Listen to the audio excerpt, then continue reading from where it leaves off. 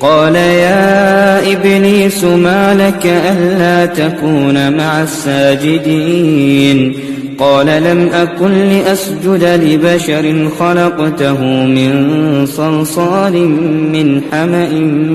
مسنون قال فاخرج منها فإنك رجيم وإن عليك اللعنة إلى يوم الدين